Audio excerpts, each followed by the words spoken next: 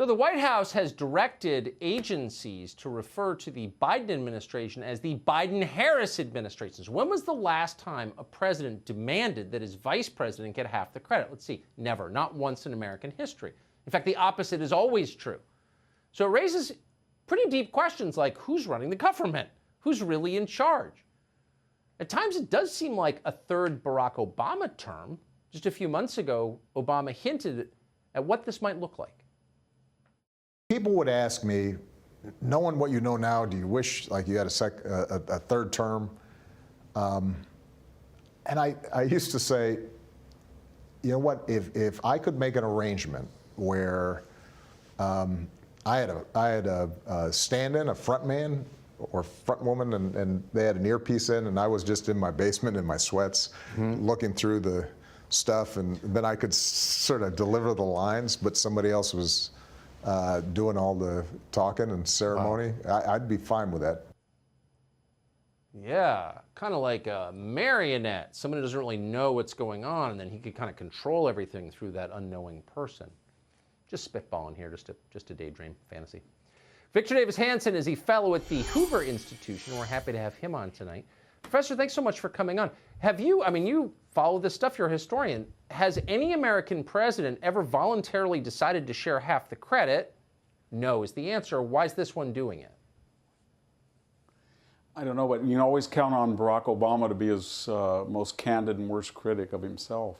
But you know, this is fraught with irony and karma, because we got to remember that this same media that's created this cocoon around the Biden candidacy, the transition, the presidency, introduced the whole idea to us that you could invoke the 25th Amendment and remove Donald Trump. That was 9 days after his inauguration. We were told he was non-compos mentis. Remember Dr. Bandy Lee from Yale was going to say he was a sociopath, and Rod Rosenstein and Andrew McCabe were going to wear a wire to catch him as incompetent and then get rid of him through the 25th Amendment.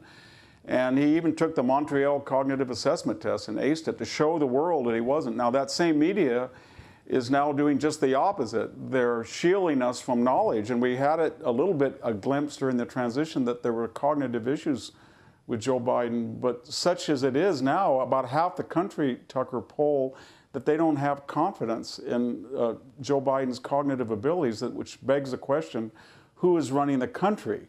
And is it Jill Biden playing the role of Edith Wilson in 1919 when Woodrow Wilson, for basically the last 19 months of his administration, was stroke-ridden and inert?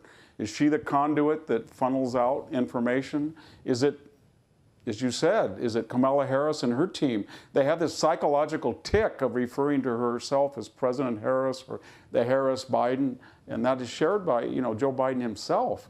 Or is it senior statesman Barack Obama, who can't resist any current event to weigh in, and who has stalked this administration with a lot of his former employees? I don't have that answer, but it's getting a little scary because we just had a debacle in Anchorage where the Chinese ate our lunch in a diplomatic tit for tat.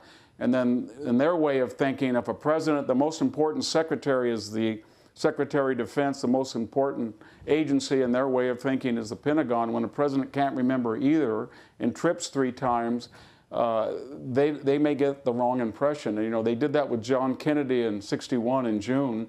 He said he got beat up by Khrushchev, and 13 months later we had the Cuban Missile Crisis. So I'm worried. It's just not. It's not a media psychodrama anymore. It really has geostrategic and security implications if our enemies are worried about, or not worried, but anxious to know just how in control Joe Biden is of the presidency.